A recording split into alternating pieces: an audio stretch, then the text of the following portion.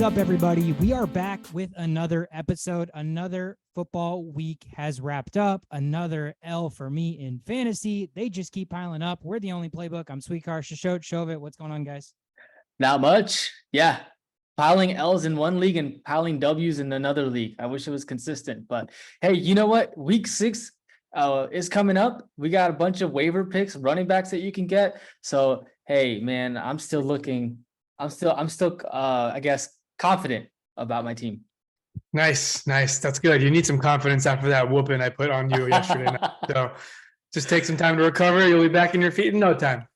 Man, Devontae Adams, Kamara, and it was about time, man. It was about time. I was like Sweetcar said, like I've been losing by 5 points and 1 point. I should clearly be like 4-1 right now. So it's really annoying. It was time for a fucking beatdown. Sorry, it had to be you. It is what it is. Moving on. Have you played me already? Oh yeah, you already played me. So yeah, you already got your free will win. Shashot's gonna get another win against me. I'll probably score 160, but he'll score 161. So it's no big deal. I mean, I could show the numbers to fantasy professionors and they'd be like, dude, this makes no sense. The weirdest part is there's such a dichotomy between first and last. Like Ayush clearly deserves to be last. He's the worst fucking person in the league. He hasn't scored any points, and anytime you play somebody, they score like 76 or 83. It's just so consistent. How do you reach for Ramondre Stevenson in like the 6th round and all of a sudden the rest of the running back crew just all dies and now he's RB1 getting 35 carries? Like, that's not skill.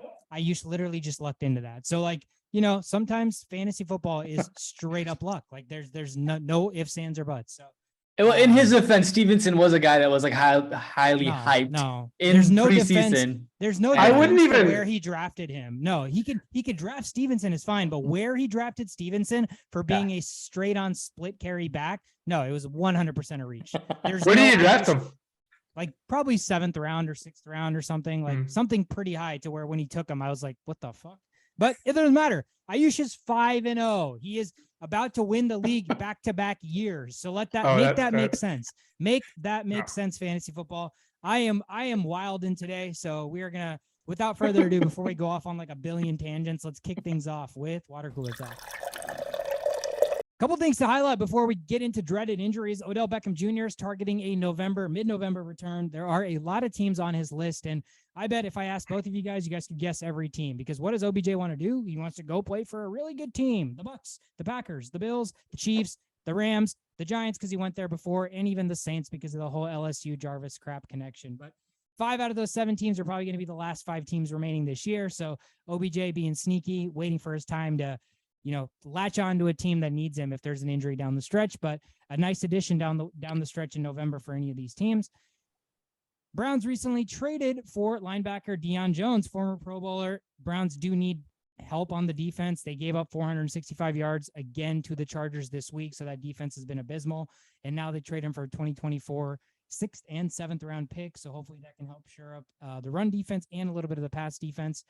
Panthers finally let go of Matt Rule. I think this was a year and a half too long, but he is officially fired after a 1-4 start. Secondary head coach Steve Wilkes will replace him as the interim coach.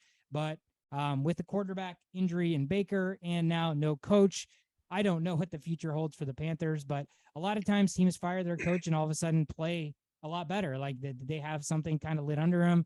Even if they want to put the blame on the coach and it's not really there for like the first couple of weeks, that aura still remains. So you can use that to fuel your intensity. And maybe the Panthers come back and win a couple of games and fight for the division. But Matt Rule is officially gone. A lot of Panthers fans I knew had opposing sides to that, because some people felt he wasn't dealt a good hand. Some people said that he was coaching there for too long and should never have been hired from college after having not very good experience in the pros. So nonetheless, again, he is gone and the Panthers will look to probably hire a head coach in the offseason.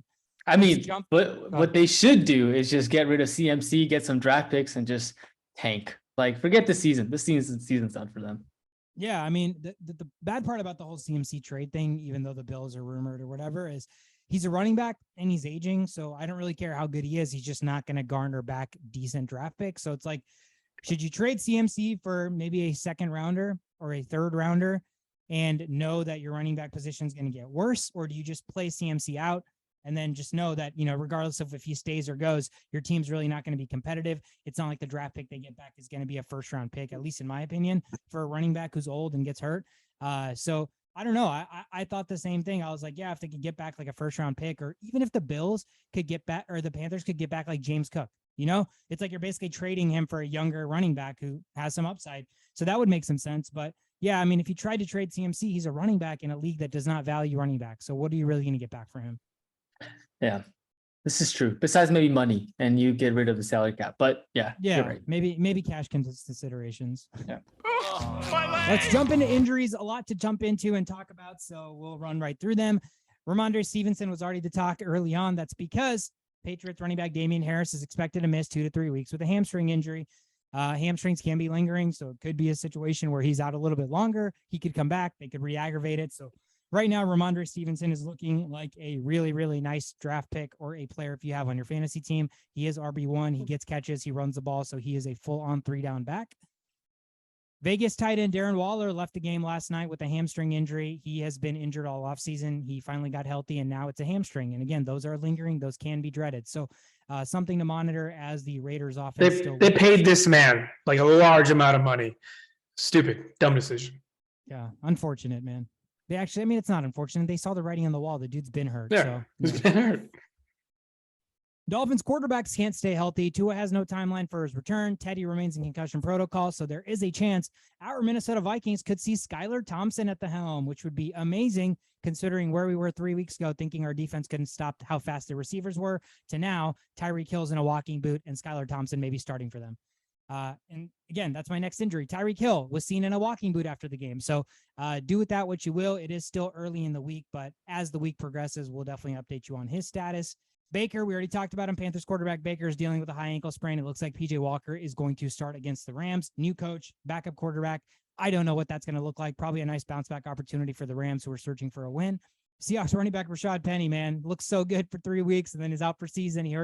He fractures his fibula. He is going to be out for season. I think he already had surgery on it today. Ken Walker, the third show is upon us, and that season is officially here. Good in his limited carries. Yeah, so 2 of my running backs have already been mentioned here. Lost 2 of them. And this is exactly why you draft a lot of running backs. And this is exactly why you draft a lot of running backs early. So, because there's plenty of wide receivers, and you're going to lose running backs. If I had stayed with Penny and Damian Harris and just drafted wide receivers early, I'd be screwed. There would be no chance. Ravens safety Marcus Williams is on the IR with an injured wrist. Ravens already, defensively not looking the best. I know their secondary is supposed to be healthy, but new signed safety Marcus Williams is on the IR now. Bills wide receiver Jamison Crowder is now on the IR with an ankle injury. The Bills probably don't really need him. They have no shortage of talent there on the receiving core, but Jamison Crowder is a nice third down and convenient veteran presence there, but he is going to be on the IR. That's going to sideline him at least 4 weeks. Bengals wide receiver T. Higgins cost me my fantasy week. He is day-to-day with an ankle injury. Decided that he was healthy enough to play, played a couple snaps, decided he wasn't healthy enough to play. So he just stood there on the bench with his helmet on, his entire jersey on, like he was ready to come in every play. And all I did was just sit there and watch the game and stare at him on the sidelines, waiting for him to jog on the field. It just never happened.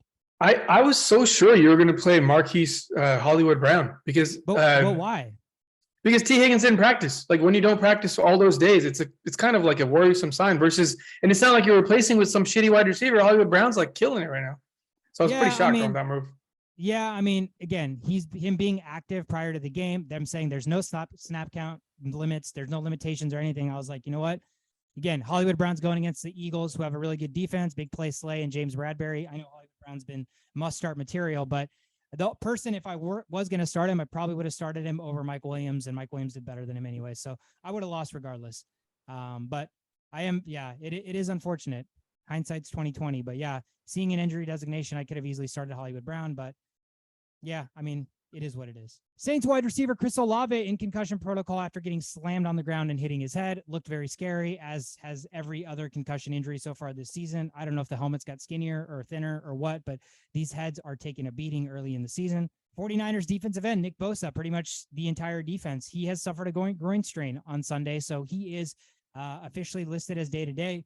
He is a big part of that defense. He is the driving force of the #1 fantasy defense right now in the 49ers. And without Nick Bosa, that defense did not look the same. as doesn't, a lot of times when Aaron Donald's out or TJ Watt's out. So he's that kind of presence. I think that is going to hinder the 49ers, fantasy defensive outlook if Nick Bosa's out any weeks. That's it for injuries, guys. Let's jump into the rundown. This game kicks us off in London, where the Packers were technically hosting the Giants. Giants came into this game 8-point underdogs, win the game outright, 27-22 final, over 41 cashes. Giants surprisingly now 4-1 on the season.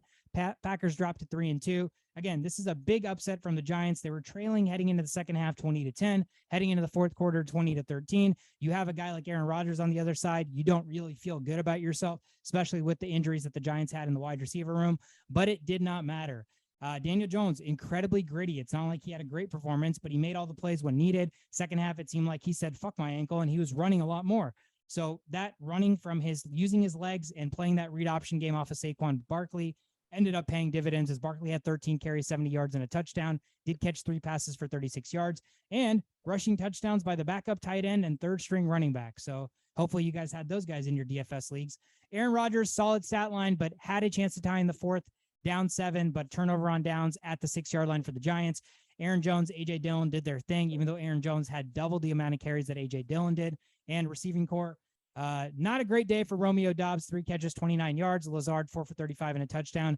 Randall Cobb, Mr. Reliable, is going to have a couple of these games every year for Aaron Rodgers, 7 catches, 99 yards there. But I think the biggest story here is Packers losing to the Giants, Giants having absolutely no receivers and a hobbled Daniel Jones, and still able to get the job done in London 27-22. All right. Great explanation with a lot of aggression there. I like it. Steelers at Bills is the next game we're talking about here.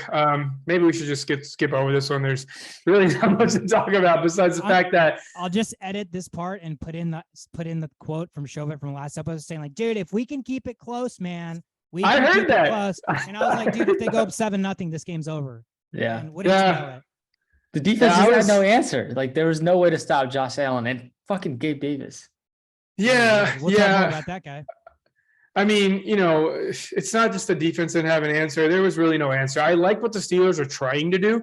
They kind of limited Pickett's throws to within 2 seconds. So there was literally no pressure on Pickett all game long. He was barely even sacked. He was barely even touched. And that's because their whole method in this game was just to like, we're going to get killed. Let's get the ball out of your hands, young boy. So, his average, I think, time per throw was less than 2 seconds. But that limits your depth of target, right? Like Pickens can't run down the field 40 yards down the field in that span of time. So it really limited their offensive play call. And once you get down early on the Bills after the third play of the game or whatever it was just a nightmare. I probably haven't seen a lopsided game like this since 2001. So this is pretty intense. Good thing, we have Sudit's watching device, and it's limited to 5 or 4 screens for some people. So I didn't have to put that one on. But Pickett, there's really not much to say. Like, you're not going to start this guy in fantasy anytime soon until you see something happening. But it was nice to see him throw over 50 times. The progression towards becoming a fantasy starter, it's a volume. The volume is the name of the game. And if you're going to throw 50 something times, and once you have these small improvements throughout the season, there's going to be weeks where he's startable if that's the case. Another thing, Josh Allen just doing Josh Allen things. He's got the Kobe thing going on right now, and that's like, should have won MVP back-to-back years, but didn't get it because of Steve Nash, right? We're looking at that. Josh Allen could literally be in all of our game balls every single week for the rest of the season, but we choose not to because it's not exciting picking the same guy over. And that's with great power comes great responsibility. Gabe Davis doing his Randy Moss stat line, 3 for 171 and 2 touchdowns. Impressive, especially the one on the Minka catch where he had to rip it out of him. Not sure why Minka didn't fall on the ground, let gravity do its thing and let the ball come out. But, hindsight's 2020 once again. Diggs, quietly 8 catches for 102 yards and a touchdown. Very, very good. And I see a pattern here. I think this is the week 5, post week 4 changes that are happening in a lot of these teams. And one of the things in the Buffalo Bills is they're easing James Cook slowly into a starter role. He's getting there. He had 4 carries compared to Singletary's 6. And this is a game where they just beat down the opponent and still barely ran the ball. So it's talk about putting your foot on the gas pedal and not letting go. This is exactly what you want. Najee Harris, he's got life alert situation going on right now. He's barely breathing. 11 carries for 20 yards. Man, I think, you know what? I'll take a bet here. I think one of us could catch the ball and run down the middle somewhere and have 11 carries, and we may be able to get 20 yards, unless we die. And Warren, you know, because of the late game situation, don't get caught up. Warren was not better than Najee Harris. He just had the late game ability to have open field where they were covering more deeper plays. They were letting things happen down below, and Warren was just benefiting off that later in the season. But you know what this means, though, if the Steelers keep losing at the rate we expect them to lose, at least 1-7 to start the season, what does this mean for fantasy playoffs? Like, what are you going to do with Najee Harris later down the road? Are you going to give him 30 carries week 13?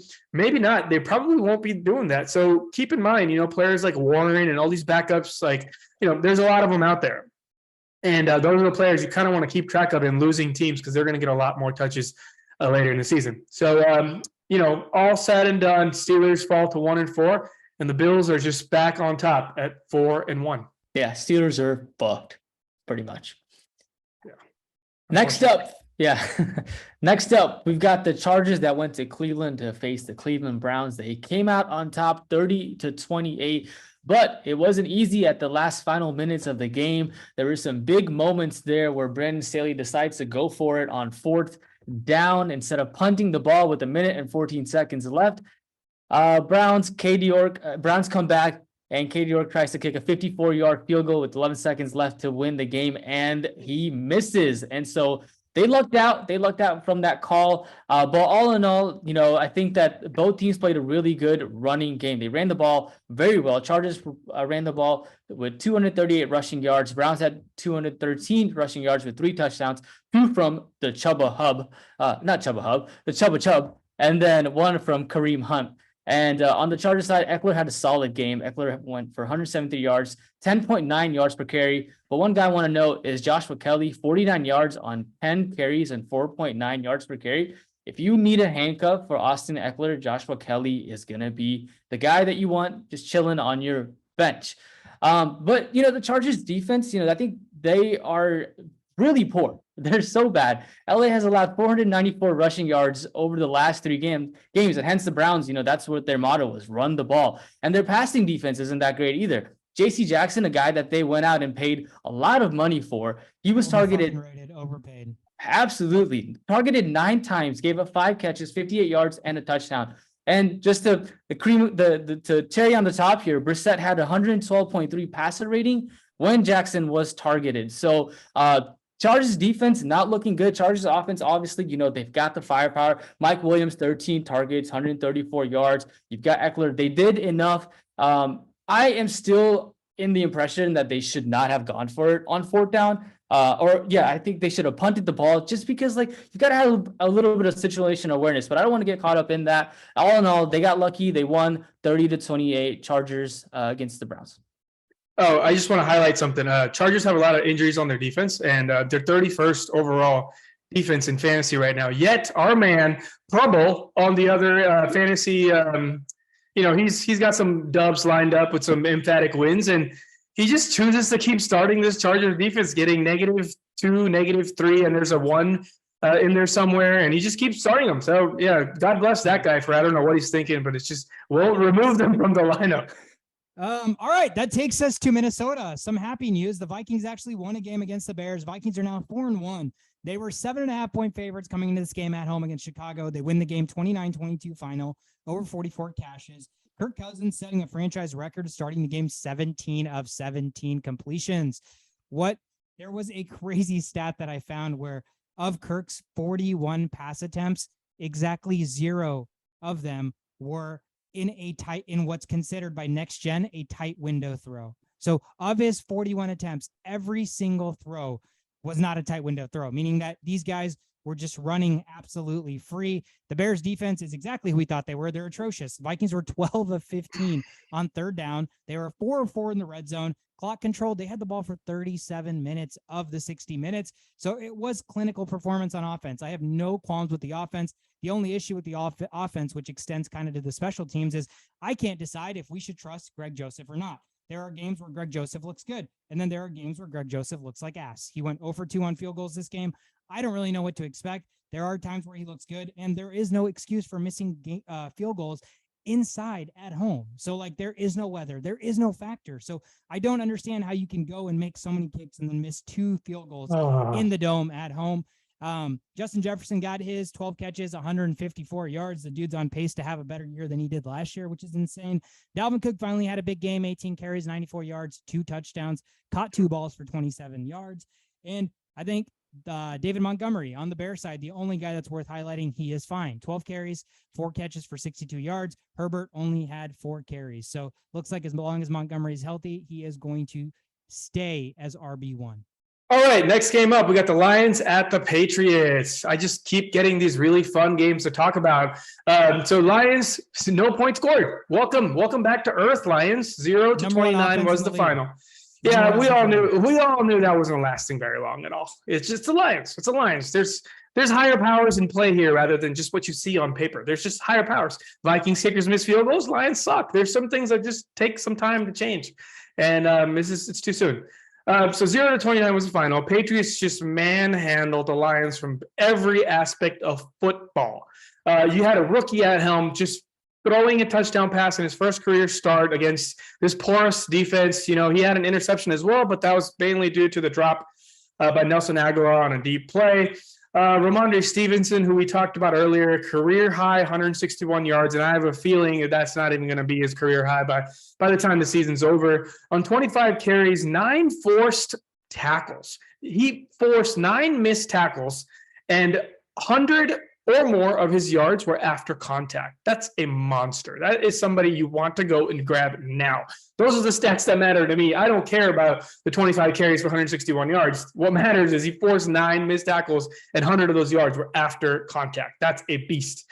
So yeah, it was a pretty easy win. You know, even on defense, they scored. Kyle Duggar returned a fumble, 59 yards for a touchdown. And they played phenomenal defense. It was too much. It was too much for a Lions team that were down so many key players. That's a big part of why the Lions have 0. But, you know, what about TJ Hawkinson? What happened to him? Hey, guys, what happened to you? Yeah, that's the guy I dropped right there. That's what I was hoping. With all those receivers gone, with everything gone, you know, focal point of the game, absolutely dud. Amon-Ra St. Brown, another player I didn't think you would start, Shobit. Ended up starting last minute. Practice means a lot. A lot of players, once they come in late after Thursday, they usually don't play or they play little. 4 for 6 for 18 yards. You know, can't really blame you because he has been doing phenomenal. But yeah, it is what it is. They used him mainly on secure plays where you get a quick third down here and there.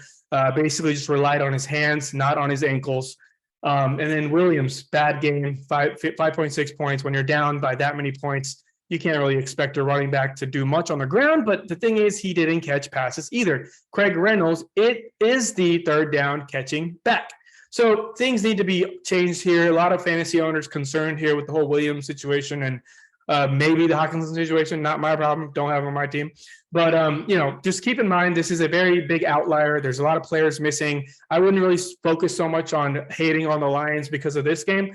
They're bound to have some really bad games. But I think what really matters most is Amon-Ra St. Brown's probably going to be healthy to play next week. So expect a bounce back game and expect Williams to do much better depending on how the game script is next game. Patriots at home is just, it's not something you want to mess with, especially if you're talking about running the ball.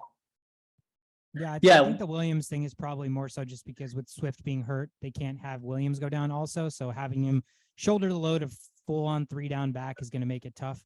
So I would assume that's more so why that is. But yeah, definitely something to monitor. Yeah, Swift should be coming back a week or 2 from now. Yeah, well. After the bye week is what they said. Yeah. We say that every year though, and then he'll play a couple games and get hurt again. Yeah. So we'll be having a Jamal Williams talk in week 9 again.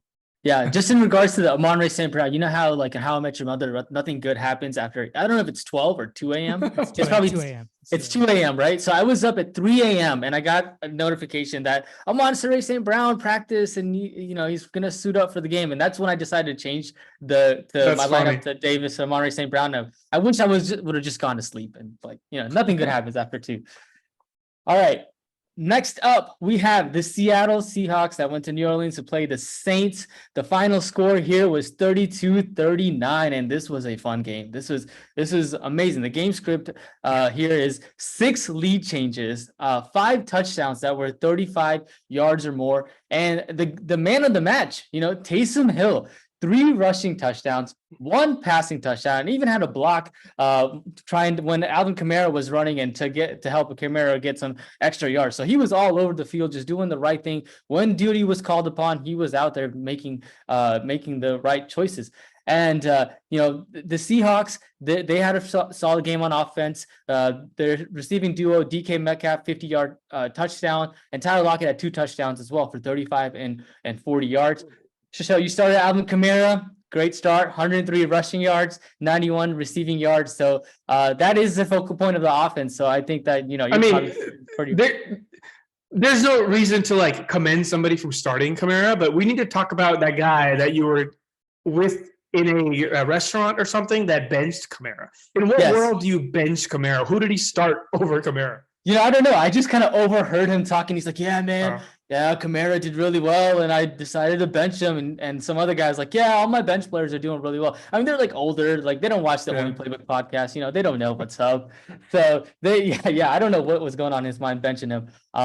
The Seahawks have a terrible defense, and the Saints were kind of running all over them, and that's really what caused them to win this game. To see Taysom Hill utilize and get his money's worth, which was kind of surprising to see. But I think it's going to be Taysom Hill and Alvin Kamara moving forward as far as that offense goes. Chris Olave had a concussion that we talked about, but before he was concussed, he did get a touchdown. And so his fantasy owners are sure to be happy. He's still the guy. I don't know about his injury, but, just the fact that he's going to get out there, he's going to get his targets.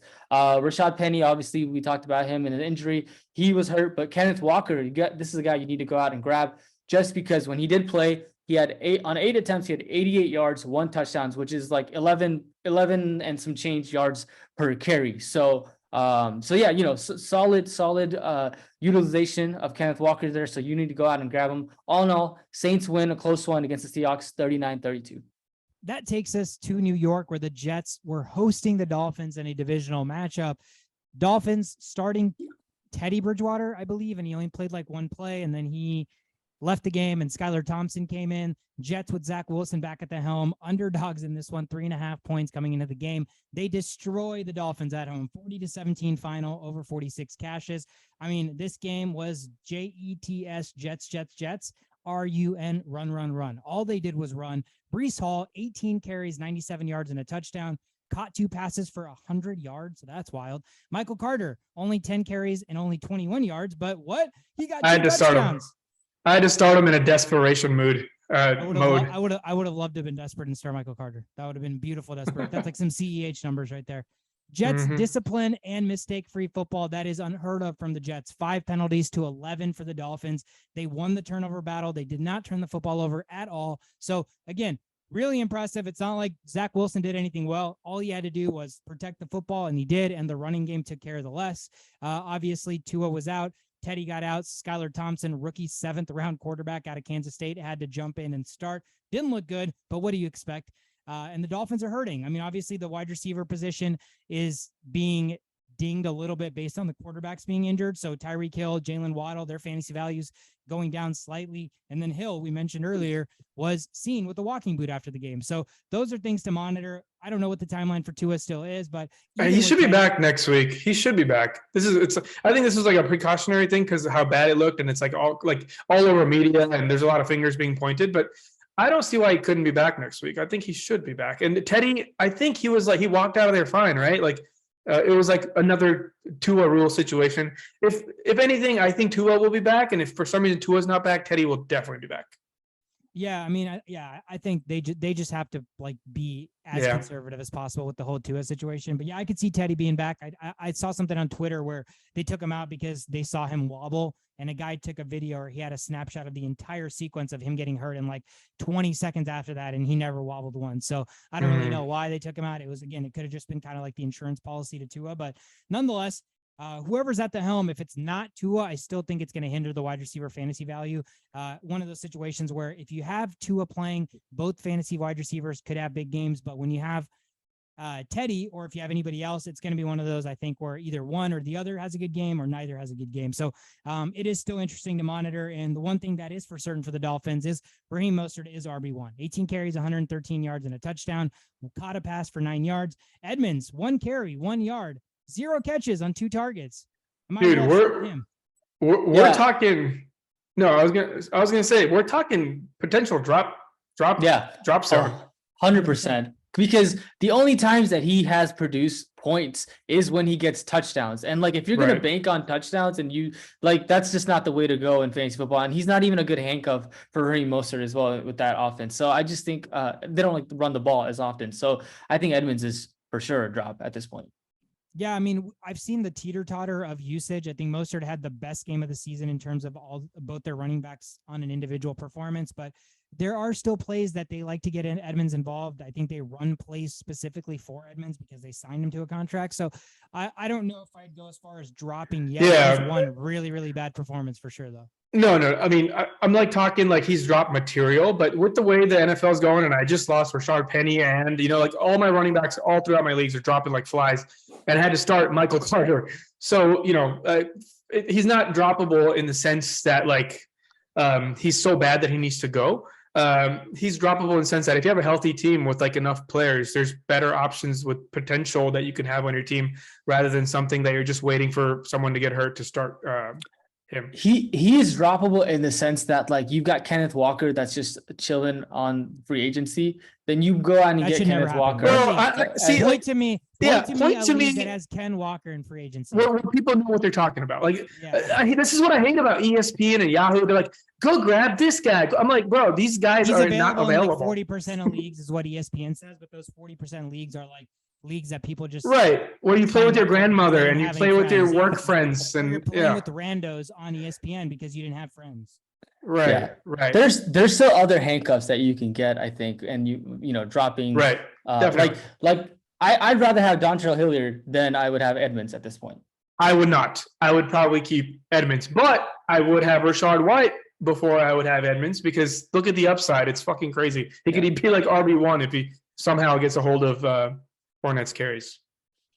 Yeah, I mean, again, we talk about running backs a lot. Running backs are the focal point of fantasy, and it's a position that you want to be deep in. So I think if you're, teeter-tottering between having like a random flex wide receiver or a bench wide receiver like Allen Robinson by now, you're probably dropping him and keeping Edmonds because you want to stash running backs on your roster because, again, running backs are dropping like flies. Running back injuries are like the most imminent in fantasy football or in football in general.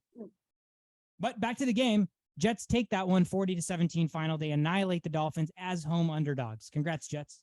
Yeah, all my friends here would be really, really happy to hear that because there's a lot of Jets fans coming out of nowhere right now that I'm kind of recognizing, which is weird. Anyways, next game we have up is the Falcons at the Buccaneers. The score was 15-21 Buccaneers. They edge out a tight one where you expected them to kind of have a rampage situation with no Cordero Patterson. Which was the focal point of their offense. Divisional battles, always hard to gauge. That's why it's hard to predict these games when it comes to divisional stuff. But some things are constant, right? Like Fat Lenny getting his touches. We got 14 carries for 56 yards and a touchdown, but you got 11 targets for 10 receptions for 83 yards and a touchdown. This is CMC numbers, bro. Like this is Christian McCaffrey numbers. You get 50 and one touchdown and 10 catches. That is literally why CMC is the greatest fantasy player of all time. And we're getting some of that stuff from Fat Lenny. So, just keep an eye out for him. If I am a Fat Lenny owner, I'm not trading him. But if I'm not a Fat Lenny owner, I want him. I want him on my team. It's just so fun to have him because Tom Brady loves checkdowns. We just talk about checkdowns being the worst thing in the world. But when you're throwing it deep to Mike Evans and middle of the field to Godwin and these random tight ends on the sidelines, checkdown is like playing chess. You have to use your pawns as much as you use your queen. The people that just talk about throw deep, it doesn't always work. It works when you're the Bills and you have an arm like Allen, but it doesn't work for every quarterback. And you have to incorporate the check down into your game. And Brady has done that just beautifully. Just any ball can go anywhere on the field. But that being said, let's go to the other side where we talk about Mariota, where nobody has him on their starting lineup now because of how he played the last couple of games. I wouldn't get sidetracked with this number. He had about 18 fantasy points. Just please don't start him unless you're desperate. There's just no reason to. He doesn't throw to his receivers. Drake London is pretty much useless in fantasy at this point, unless we start seeing some sights of anything from Mariota. Kyle Pitts, I think he's faking his injury. I'm big on people faking injuries because you can just kind of tell the situation is too dire to want to like. I don't know. I mean, it's going to get all weird and philosophical, but I don't think Kyle Pitts is injured. I really don't. I think he's just butthurt, whatever it is. But none of these players are worth starting. It's just, you have to look at every aspect of football and why someone is struggling. And there's a lot of stigma against Kyle Pitts, and this offense is poor. I think we're talking 2 more weeks until we see a new quarterback if things end up going like this. Falcons are holding on. They got 2 wins, but I mean, how emphatic were those 2 wins? They kind of just like took them either late in the game or something happened. That's not a believable 2 and 3 to me. So anyways, some other things, last things we need to talk about is modest game by Godwin, 6 catches or 6 targets for 6 catches for 61 yards, a lot of 6s in there. And then, he even had a rush in there. So the injury seems to be a thing of the past, but he was pretty non-existent for almost all of the third quarter. So not sure what happened there. He was not even showing up for most of the second half, actually. So maybe there's something going on. I don't know, because it was a tight game. And then Mike Evans, 4 catches on 8 targets for 81 yards. They're just doing their own things. I suspect both of these receivers have touchdowns in the near future. Again, divisional matchups, they always end up being a little weird. So I wouldn't be too worried on the Buccaneers side. I think they're fully the ammo is fully amplified, and now it's just going to be raining on the rest of the league. And I don't know. If the way Tom Brady's line is playing, you would suspect him to play worse. But the fact that he's incorporating these fat Lenny plays where he's just catching the ball 2 yards away from line, it could work. And now they're adding another dynamic player in Rashard White in there, and he could change things up too. So, take it from the Packers right now. Check downs aren't the worst thing when you have something struggling on offense. And for the Buccaneers, it's the offensive line. Dude, Brady got bailed out so hard in this game. Hard. Dude, I thought it couldn't get worse. Than that. And then yesterday, the same thing happens to the Chiefs. The Chiefs, yeah. Roughing the but passer not to Mahomes, call, right? It was for Derek Carr, wasn't it? Yeah. You would have thought it would have been for Mahomes, so they should protect him versus Derek Carr. Yeah, I don't know what that call was. That was the most ridiculous, but it was a Brady call, Brady penalty. Yeah, I think it's under investigation. I think they're talking about it at the moment, and their NFL is going to come out with a statement maybe by tomorrow about how they're going to change that play, because it's pretty stupid. It was pretty dumb. Wow, it was literally just a normal tackle. Yeah, both of them literally a tackle. The guy still had the ball, and they called roughing the passer. Yeah, you can tell when there's people being intentionally aggressive. That was just a plain old good tackle. Yeah. So, interesting. All right, next up, we've got the Tennessee Titans that went to Washington to face the Commanders.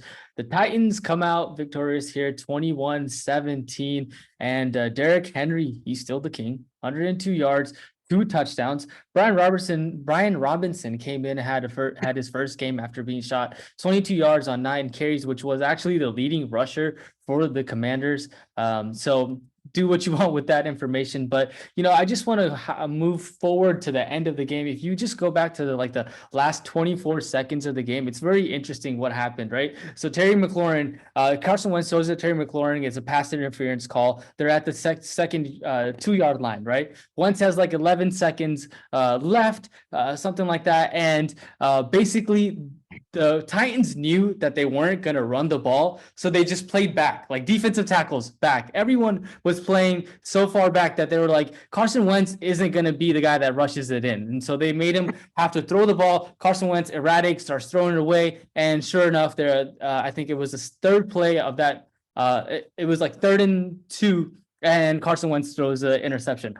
All in all, to say, that I don't think Carson Wentz is that guy. I think you need a guy that's going to be mobile. It's like if you can't even put a threat on first and 2 in the goal line, then I think that's going to be a serious problem. But Commanders had other things to worry about.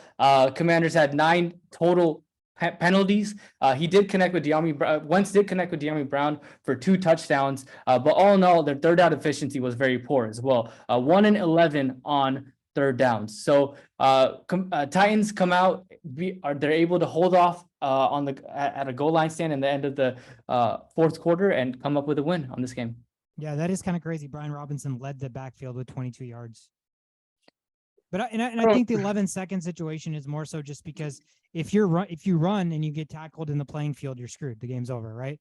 Right. So I think it was more so that than the fact that they didn't respect Carson Wentz's legs. I think it's just that you can't, like, there's 11 guys playing at the beginning of the end zone. So if you get tackled anywhere, you're not gonna have time to spike the ball and get another playoff. So it's still risky, right? I mean, because you could easily just sneak in and push forward from 2 yards out. But I think that's the thought process. But you're right. All in all, the problem is Carson Wentz. The problem will always be Carson Wentz. Any team that has him, he will be the problem. I think that's like the one constant in every team he's gone to. When he was on the Eagles, why did Nick Foles win the Super Bowl for them? Carson Wentz was the problem. When he went to the Colts, they looked like Carson Wentz literally lost to the Jaguars to clinch the playoffs the last game of the year.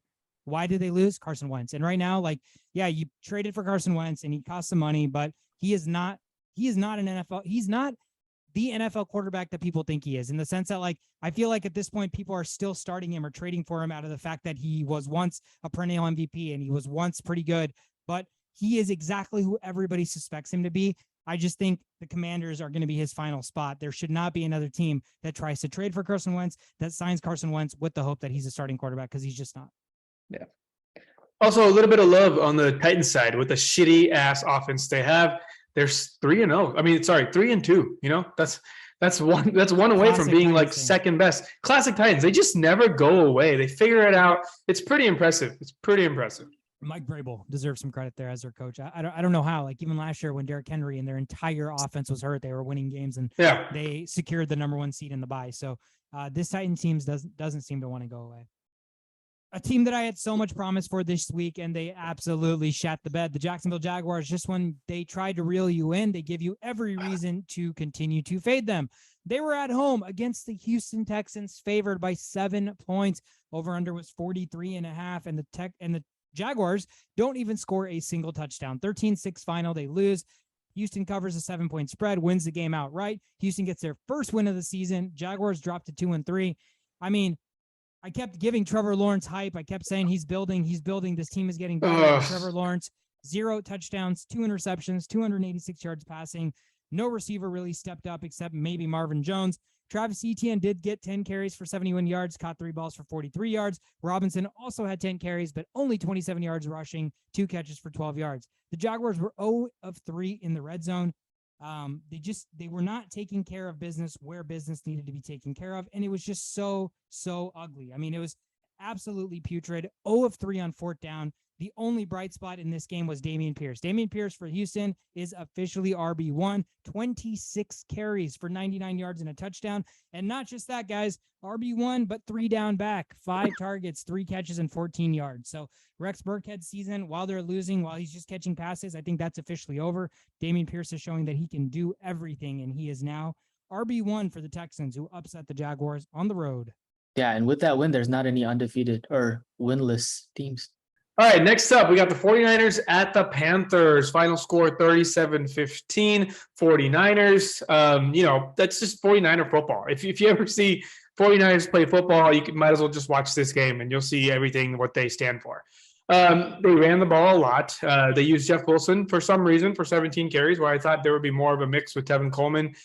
He ended up pulling some big runs, 17 carries for 120 yards and a touchdown. Very impressive. Didn't see that one coming.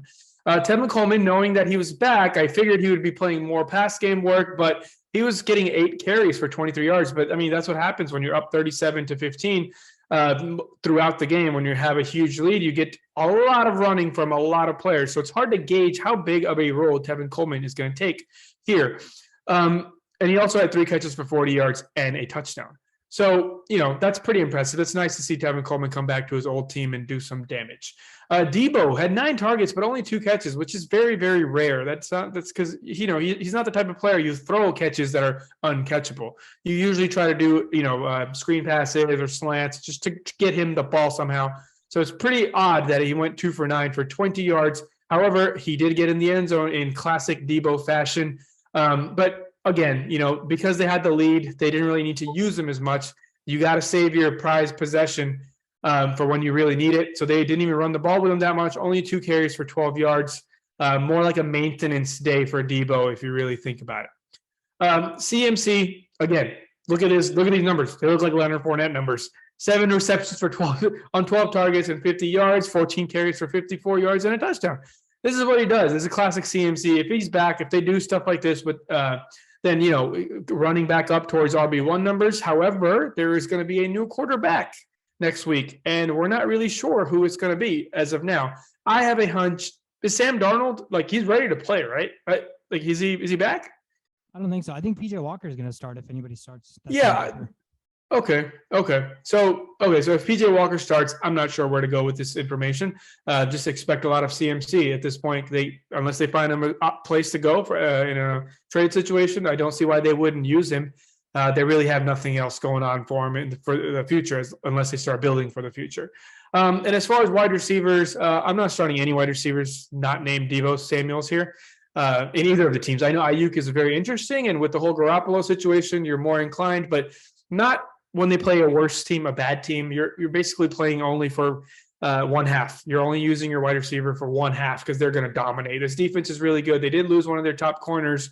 We'll see how that plays out in the future. And then they did lose another defensive end. We'll see how that plays out too. So for as of now, as far as what they've done so far, we are going to expect them to just continue dominating, and wide receivers that they're playing against on a bad team, probably going to be sought after heavily. But wide receivers on the 49ers, I wouldn't plan on starting unless your name is Deebo Samuels. And some of the players I'm mentioning on the other side, like Moore and Robbie Anderson, it's too chaotic at this point. If you're going to start one, you have to start one, start more. But I'm staying away completely. They're going to be down a lot of games. You would expect the wide receivers to get a lot of targets, but the quarterback position is just straight volatile, and it's probably the number one or top 3 most stay the hell away from this situation team in the NFL right now. Next up, Dallas Cowboys at LA Rams. Dallas Cowboys come out on top there, 22-10, and it was all Cowboys defense here. Starting from the 3rd play of the Rams offensive drive, DeMarcus Lawrence gets a touchdown due to a fumble from Durant Armstrong on Matthew Stafford, and the Rams really had no answer for the Cowboys defense. When they did edge a little bit closer, and they were leading by 1 point, and I think it was the 3rd quarter, Cowboys rushing offense kind of came into light and started doing some damage. Pollard had 86 rushing yards, 57-yard touchdown, and Zeke complemented that with 78 rushing yards. The biggest thing for the Rams is their O-line issues. They're missing 3 starters. It's going to be really hard to stay competitive, especially when you have the guys that you have on the Cowboys defense, DeMarcus Lawrence, Micah Parsons, and now Durant Armstrong coming here and causing a fumble as well. So Cowboys did what they should have done. Cooper Rush didn't necessarily have a strong game, but he didn't have to, right? The defense stepped up and took care of business, allowing them to defeat the Rams. Do you start Dak if he's healthy next week, or do you still start Cooper Rush? You pretend like Dak is still injured and continue the Rush experiment.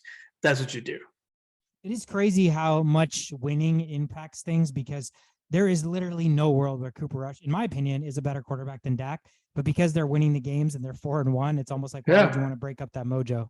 Yeah, because there's the intangibles, right? Like you can compare arm strength, you can compare accuracy, you can compare a lot of things, quantify a lot of things, but you can't quantify a man's intelligence versus another man's intelligence. So like situational awareness on where the ball needs to go. Cooper Rush is doing a phenomenal job with a strong defense. Like I can only dream of having a defense like this where my quarterback's not asked to like go crazy, right? Just like 5 years ago where the Vikings had a great defense.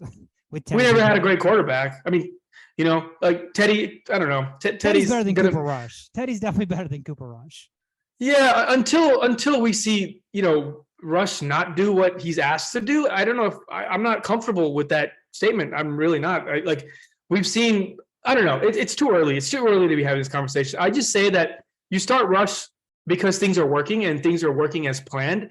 Once you see some faults from Rush, and then I think it's safe to be like, all right, his thumb's healed. But it's just like, think about it. If you're the head coach here, what do you do? Do you just throw in a Dak knowing that things are working fine and you're gonna get destroyed if Dak plays bad? Or do you start what's working and just let the man heal a little bit more? And then once you get your first L with this experiment, then you can kind of ease him back in. I think Mike McCarthy might be in a tough situation because they are playing the Eagles, who are top of their division. So that may influence the results. I mean, who starts there, and Dak may just get the start, but I don't know how he is in his injury. It's tough. I mean, that's why we're not the ones making the decision. But I'm looking at it from a perspective of, if Cooper Rush is the reason I'm winning football games, then obviously I'm going to keep him. There's no question I'm going to keep him when we're 4-1.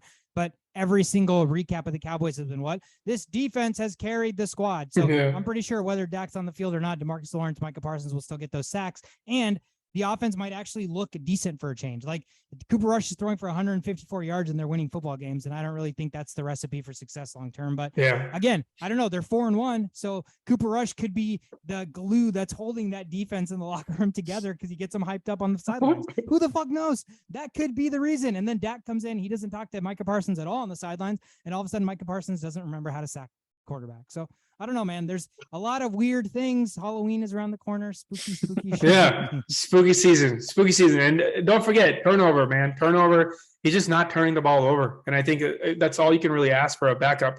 Yeah, but I agree. If it's I didn't know it's the Eagles. That changes everything. Like, you got to score points. They don't have to score points. You're not playing against the Rams, who kind of suck. So, yeah. Speaking of the Eagles this week traveled to Arizona to take on the Cardinals.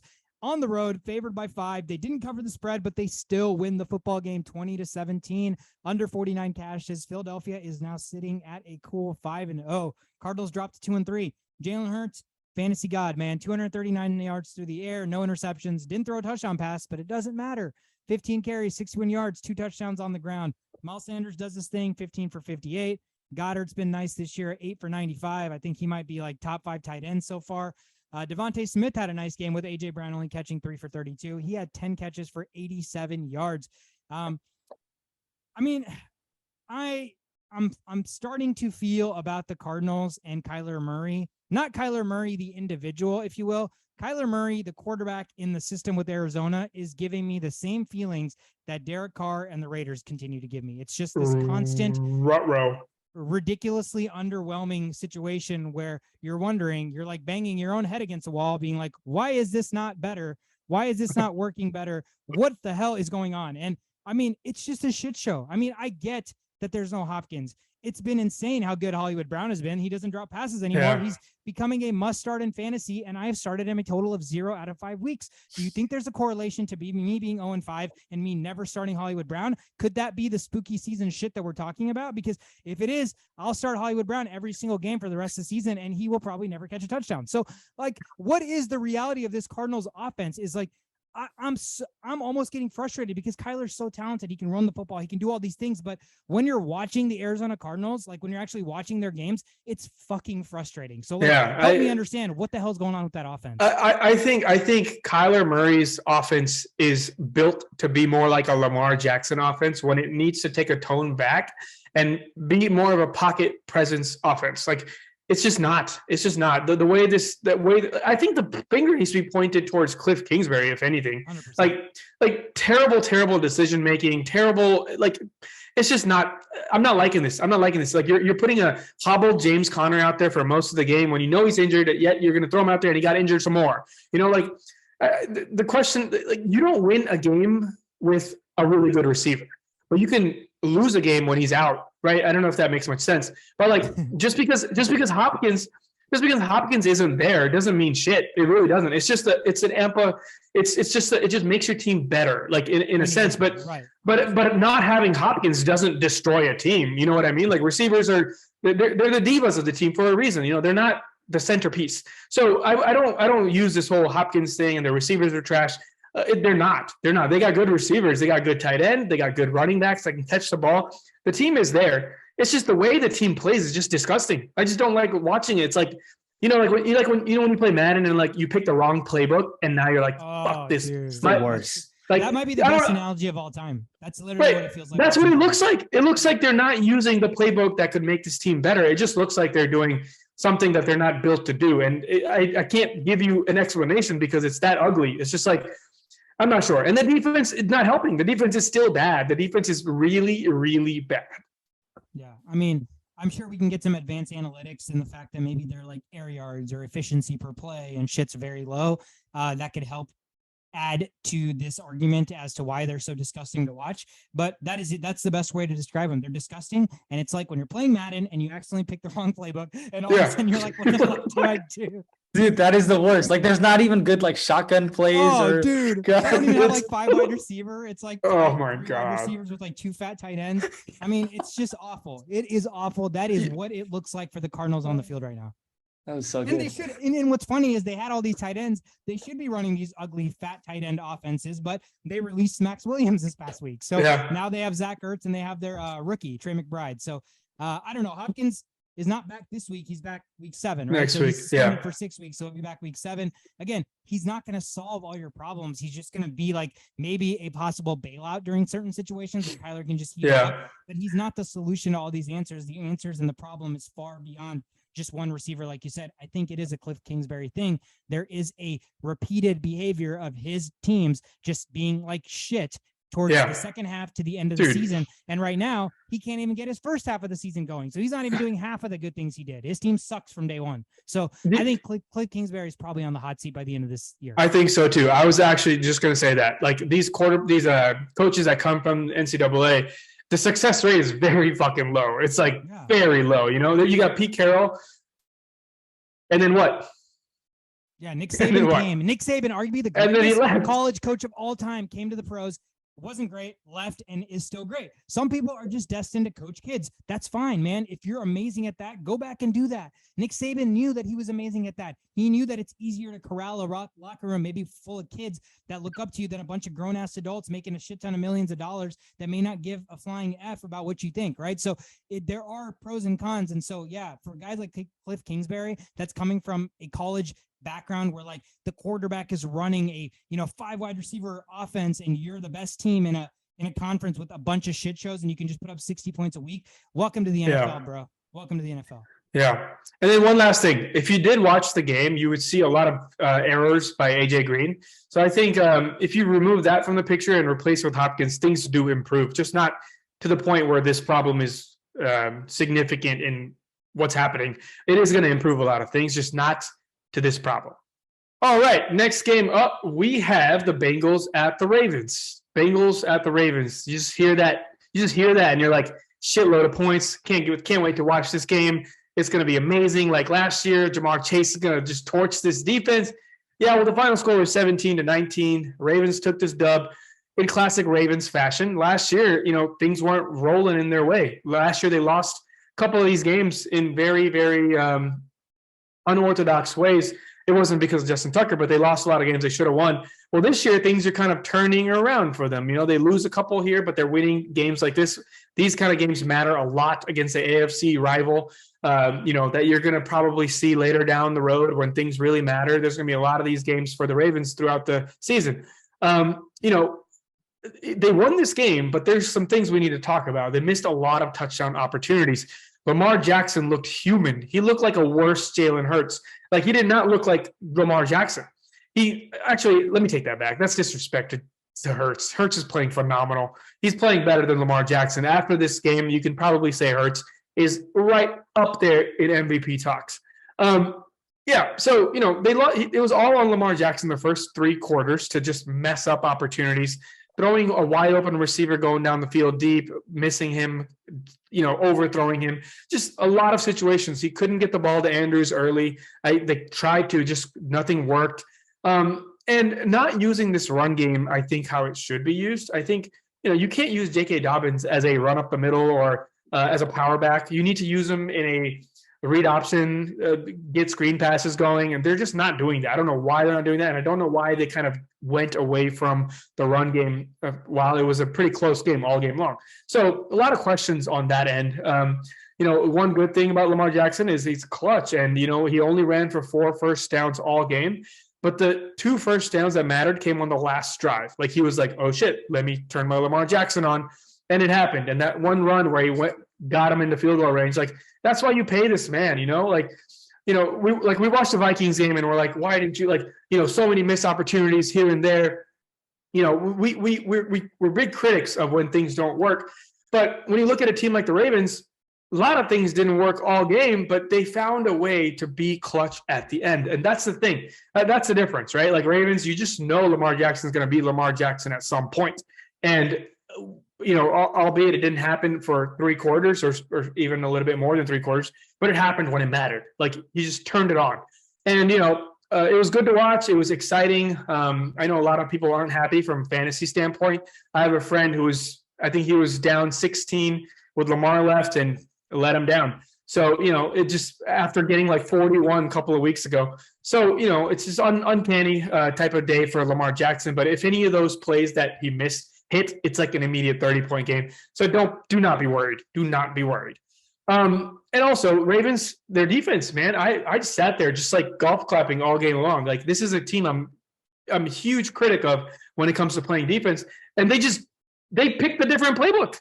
They actually chose a different playbook. They were like, this whole single high shit is not going to work. And Joe Burrow has openly said it's hard for him to play on cover 2. He's openly said that. This is the shit you don't do. Like, don't get me going on that tangent, but they heard that, they saw that, they watched film, and they're like, what we're going to do today, guys? We're going to play a lot of fucking cover 2.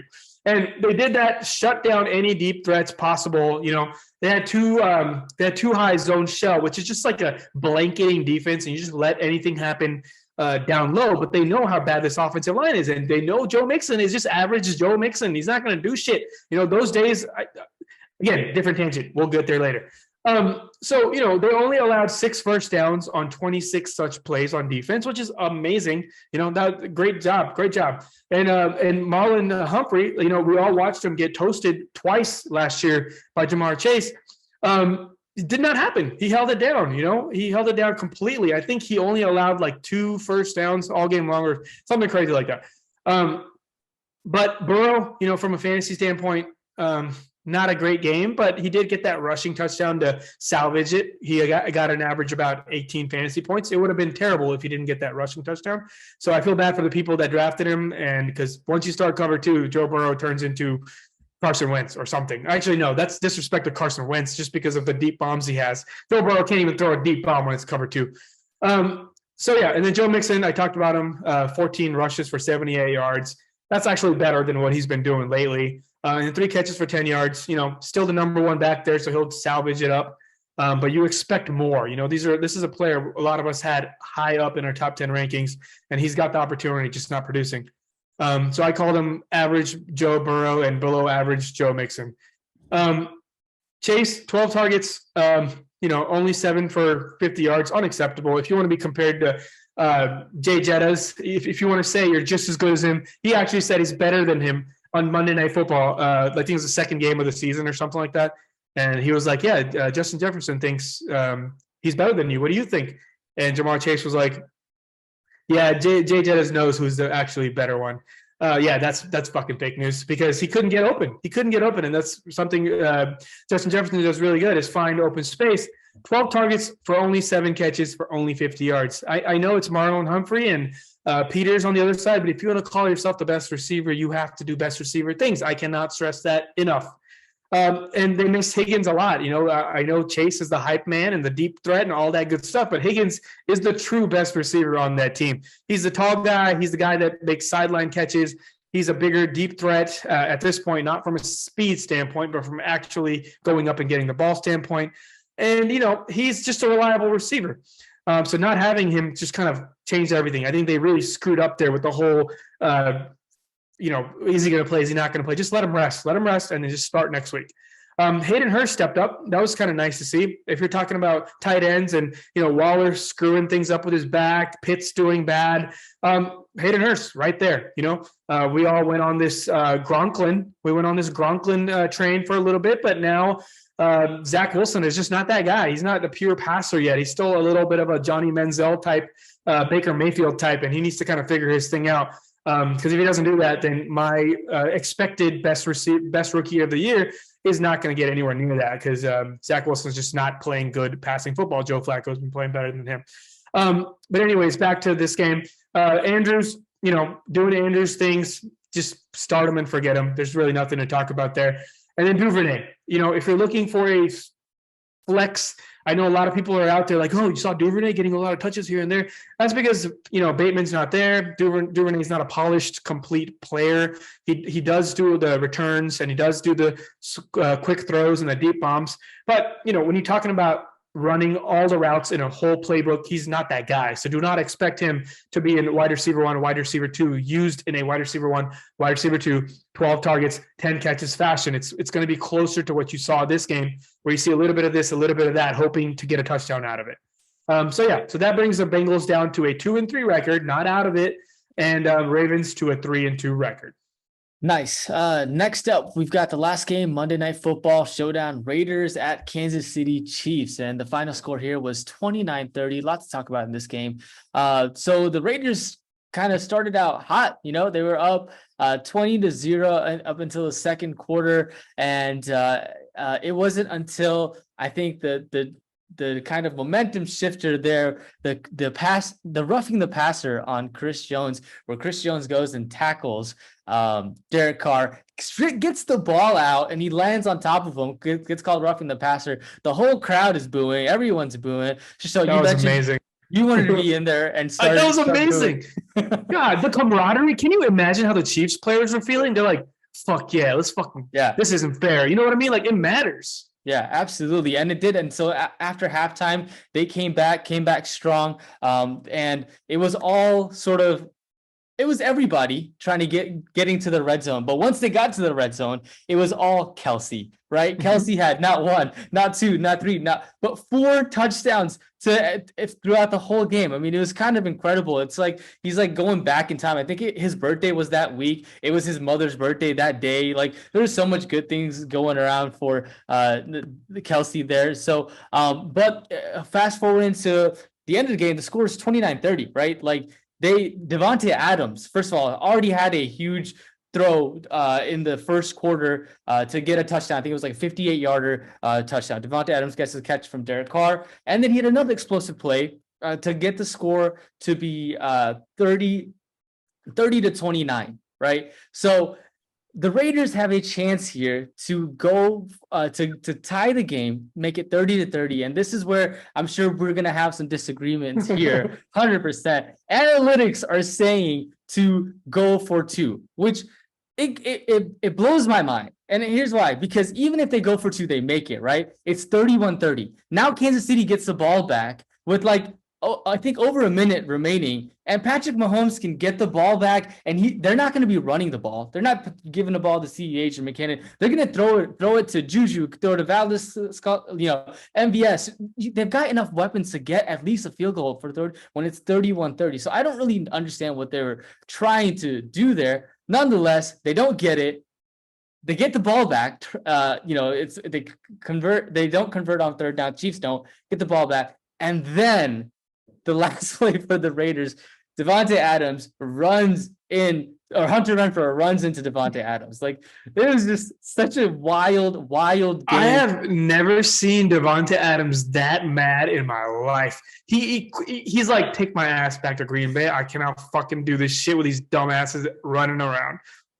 Seriously, right? Last game of the play, Renfrow literally runs right. I'm like, oh, it's pass interference, right? Like, Adams fell down. No, it's his own freaking player that makes him go down, and they don't end up, getting to field goal range to win the game. But just a wild game. The biggest takeaway outside of the score is the Josh Jacobs utilization for me. I mean, that guy had a solid game. 21 carries, 154 yards, one touchdown. And so he's looking like RB1 and a guy that, it's a must start all throughout. They just love to run the ball, and you could see his utilization there. But yeah, I mean, hey, I don't think they should have gone for it. I think that's the reason they lost here. At least go to overtime and have a chance.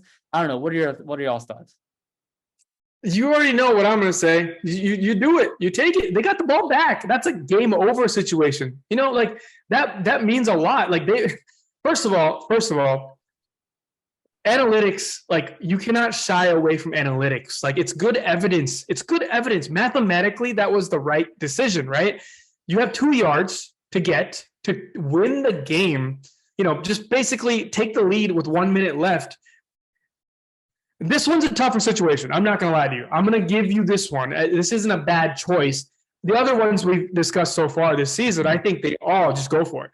This one, yes, I see a world where you give the ball back to Patrick Mahomes and you're like, he's going to get into field goal range or he's going to get into scoring range. I get that. But look what happened. They stopped him, right? So, yeah, this one's tough. I think it's 51% do it, 49% don't do it. I'm just curious to see how analytics handles what has already happened in the game. Like, if you draw a mathematical model and you don't take aside what has already happened, just like hit past historic data, maybe you go for it. But like, you've got to take account like how the game is going right now and kind of use that as well. And I don't know if they're like quick enough to do that. So, but yeah. Do you think the game would have gone any differently though? Like, I mean, I feel like the Raiders, knowing that the outcomes are basically, if we give the Chiefs the ball back at any point, they probably have a really good chance to go down and score. So why not take the chance, whether it's tied or whether you're up 1? If you're up 1, there's more pressure on the Chiefs to have to score. If you're tied, there's not as much pressure because they could just not score. It still goes to overtime and still have a chance, right? But I think the whole thing is, that who you have on the other side. So I don't hate taking a risk when like you're playing against the Chiefs or you're playing against the Bills. You're playing against a team where you're not just going to win the game straight up. The Raiders are not going to beat the Chiefs straight up. Yes, it like looked good last night at times and stuff, but that's the Raiders, man. They suck you in with that bullshit. Don't fall for it. When push comes to shove, they're not going to get it done. So they need to take those risks to have chances to beat good teams. I mean, yes, it's going to chalk up as an L, but I don't hate the decision at all, especially if you're going against the Raiders. I mean, if you're going against the Chiefs, if the Raiders were playing like, I don't know, the Browns, if they're playing the Broncos, if they're playing some team like that and they decide to do that, I'd be like, what the hell are you doing? But it's the Chiefs. It's Patrick Mahomes. 13 It's seconds, literally the man. best quarterback. 13 seconds. Do you need to know anything else? 13 seconds is all you need. So like the reality is it's a lose-lose decision situation regardless, because if he doesn't go for it, if he plays it conservatively, people are going to be like, well, you had the Chiefs on the other side. You knew they were going to score. Why not try to put your foot on the gas? And then if you don't get it, you don't get it because you didn't play conservative football. But I don't know. I don't hate it. I'm okay with it. Another thing is Devontae Adams may be suspended for pushing that guy. I don't think it deserves a suspension. I think fine him like $10,000, give the guy like money, whatever. But a suspension for off-field stuff, like, come on, man. Like, come on. Sounds like a Devontae Adams owner's talking, by the way. But no, worse things have happened. I have Adams on my team, and I mean, whether I think it should be or not, it's probably going to be a 1-game suspension. Like he was frustrated. He pushed a guy that had nothing to do with the football game whatsoever. He was running towards him though. If he was literally walking across, I don't think he was impeding Adams. He wasn't trying to do anything. Like if it was a player on the Raider or on the Chiefs and he was pissed, if it was fucking Hunter Renfrow who ran into him, bro, shove the shit out of him. I don't care. They're part of the football game. But a random fucking cameraman like that had nothing to do with it. Yeah, I know. It's not fair. Yeah, it's not fair. I'll fucking take it. Yeah. 1-game suspension, get his head right. Maybe in that he gets traded back to Green Bay. No, the reason I'm not too upset is because when he does get suspended, which is going to be, they have a bye week this week, and then the next week, guess who comes back that week? Who's going to be taking his spot? Hopkins. Hopkins. Yep. I'm not worried. Not scared. I don't have to face him until week 15. I'm good. I'm basically having a fire sale on my team, so if any of you guys want to bolster your playoff rosters, let me know. I'll make some trades. Well, great. Now that's recorded. Fuck. Yeah. Too bad nobody in our fantasy football league thinks they need to listen to the only playbook, because they start the Chargers defense and they draft Ramondre Stevenson and they start kickers who are out since Thursday, who I still lose to, by the way, Dude. So, it's just one of those things. We need a makeover. We need a league makeover. And if I have to be the bad guy, I'll fucking do it. But we need a league makeover. This isn't fun. Like, I need some serious shit talking. First of all, there's not enough shit talking. Need I more. might get relegated. I might get relegated from the league. I'm not going to win a game. They're going to probably fucking kick me out. So, like, yeah, we are going to get a makeover. The commissioner's getting fucking relegated this year. Oh, Lord. That's it. That's it for the rundown, guys. Let's give out some awards. My first award is, it's pretty obvious. My awards are always obvious. Is it? My first award is one man's trash is another man's treasure. Shovit, give me the answer. Hurry up. Gabe Davis. Gabriel Davis traded for that mofo this week in my other league. Got him and Jalen Hurts. And wouldn't you know it, they put up a 60 burger combined. It was really, really nice. As soon as he caught the 98-yard touchdown, I tweeted. What's funny is the guy that is competing with me, my friend Jake, he's come on the podcast. He's a Panthers fan. He loves to talk shit. I love Jake, but he loves to talk shit. And he knows that gets me riled up because I know that I'm going to win the league, or I'm confident. And half the league is just like, they know football, but I know that when injuries happen, when bye weeks happen, like it's just not going to be as aggressive. But Jake's all about it, right? And so Jake loves talking shit and he loves getting under my skin. So he's always like, oh, dude, it looks like I won that trade. I talked to a lot of guys in the league and a lot of them are saying that I won that trade. I was like, yeah, maybe you did, man. Maybe you did. And then right after the 98-yard touchdown, I tweeted in the group. I was like, man, I definitely lost the trade. And then after the second touchdown, I was like, shit, dude, I definitely lost that trade. But I mean, dude, the funny thing is Pierce, Mike Williams, both had really great games. Godwin was whatever, but I think it was a win-win from a trade perspective anyways. But dude, Gabe Davis, Randy Moss-like numbers, 3 catches, 171 yards, 2 touchdowns. I saw a meme that was really funny. It was like, Devontae Adams, 3 catches, 2 touchdowns, 150 yards. He's the GOAT. He's the best in the league. Gabe Davis, 3 catches, 2 touchdowns, 171 yards. He only had 10% of the target share. He's not going to repeat his performance. I'm like, bro, fuck out of here with that. So let me just enjoy my small victories where I can. Gabe Davis, 31 points, 3 catches, 171 yards, a 98-yard touchdown, dude. Is there anything more exciting than your player getting a 90+ yard touchdown and seeing your? I don't think I've never had that in plus points. I have never had that in all my years of fantasy playing. The last one I can remember is your Wes Welker getting a 98-yard touchdown. Yeah, that was insane. I have 2 I've never had that. 2 98-yarders. That's it's just insane to have 15 points jump out of nowhere. I mean, great feeling. Gabe Davis is my treasure and Jake Flincham's trash. Sorry, Jake. That's my award. All right. Guess what I'm bringing out for this one? I'm bringing my phone back out. Hey, is this 911? Yeah, this is 911. What's your emergency? Okay, my emergency is there has been a robbery. There has been a robbery. That's all the hints I'm gonna give. There's been a murder in Savannah is what that reminded me of. Robbery. There's been a robbery, some sort of robbery. Highway robbery. Just got robbed. Some kind of vulture situation. Latavius Stevenson. Didn't get any action. I mean, no. I hate vultures, but like the ones like Latavius, but the Stevenson's vultures, those aren't real vultures. Those are just Yeah. Huh. Any guesses? No, okay. No idea. It's Cam Dansler. It's Cam Dansler, baby.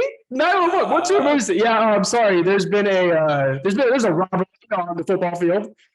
He just took the ball, ended the game on a former Viking that we regretted losing. Things happen. Everything happens for a reason, and that was just a beautiful reason.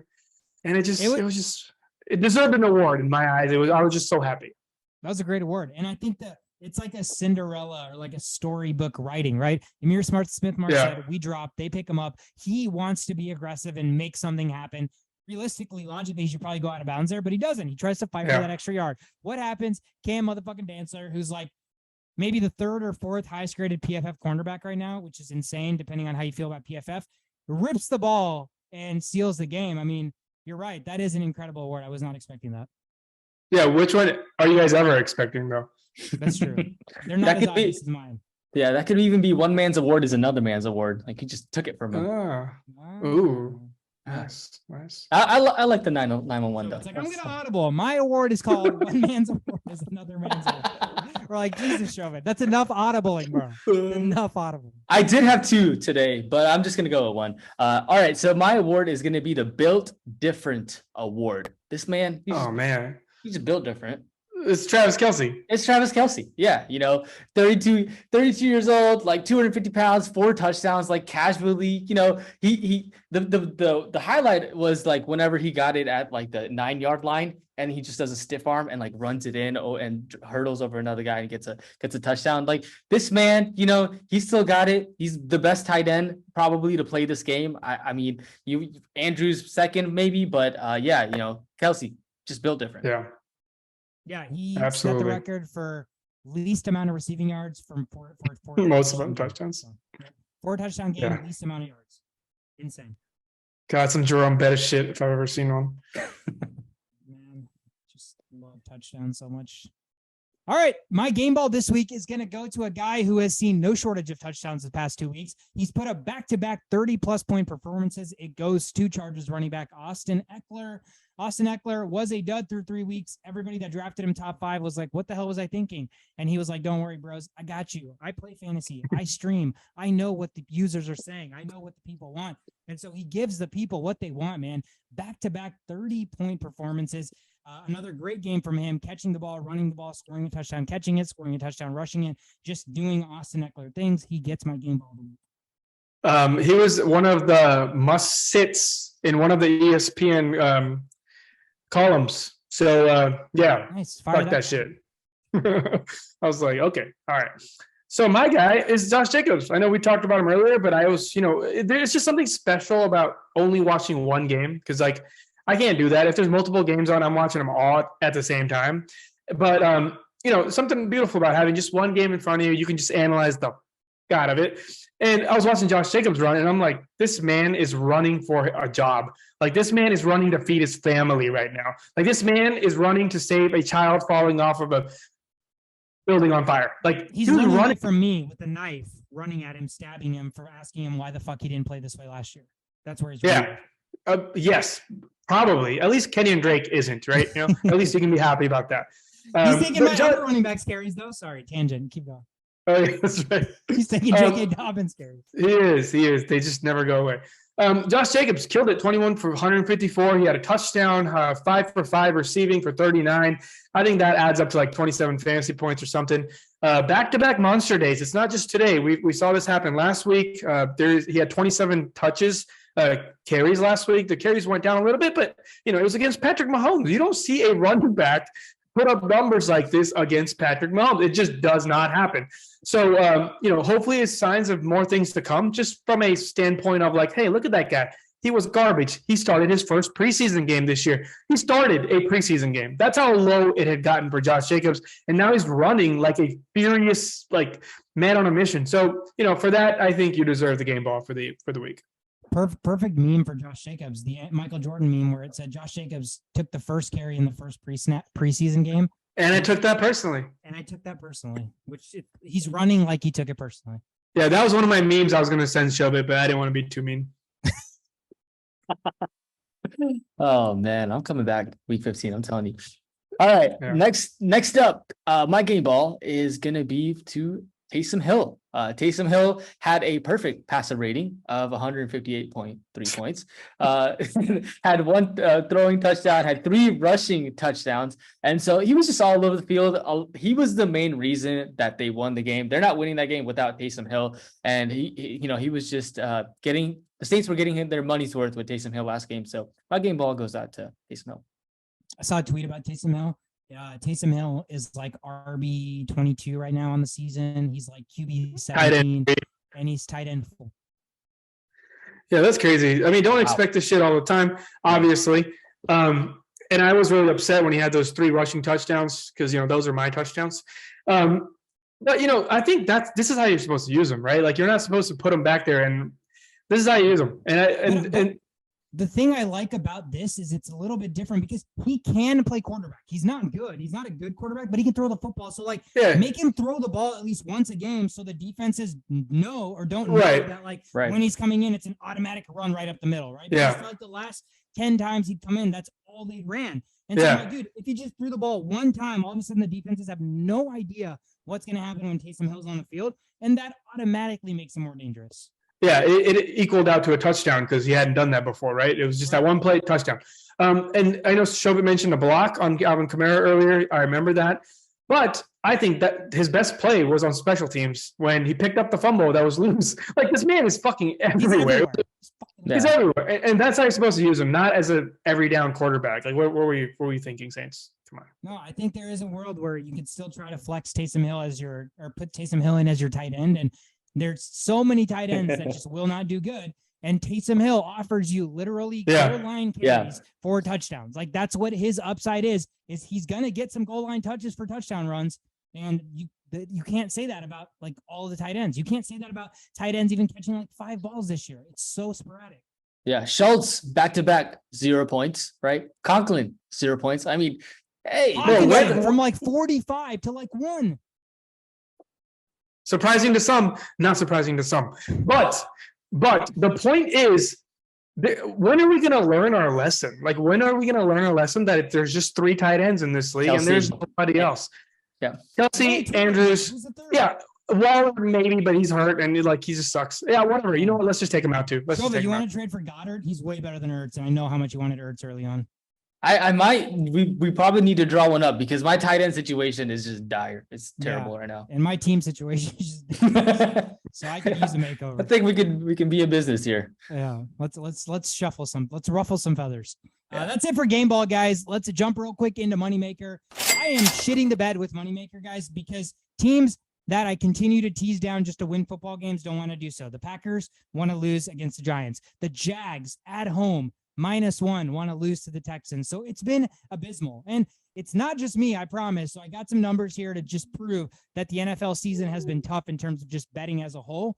So far this year, underdogs against the spread, more times than not, the team that's favored is bet on, right? That's just how what the numbers indicate. But the underdogs against the spread this year are 48-31. So 61% of underdogs are covering the spread.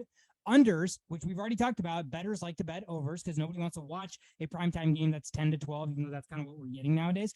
Unders are 47-33, and unders in primetime are 11-5. This past week, guys, divisional game underdogs in week 5 went 5-0 against the spread. So if you're playing a divisional game and you were the underdog, you covered. You covered every single time. 6-0, actually, if you include the Raiders last night, who covered against the Chiefs. And then the Chiefs, the best team in the league, the best offense. Patrick Mahomes always comes back, always does the job. Shobit, you and I have talked about this time and time again. The Chiefs now dropped to 7-18 against the spread as favorites by more than 3 points since November of 2020. So, like, betting on college football where one team is substantially better and you just have to hope that they score enough points to cover because they're going to win by 35, but the spread's 40, right?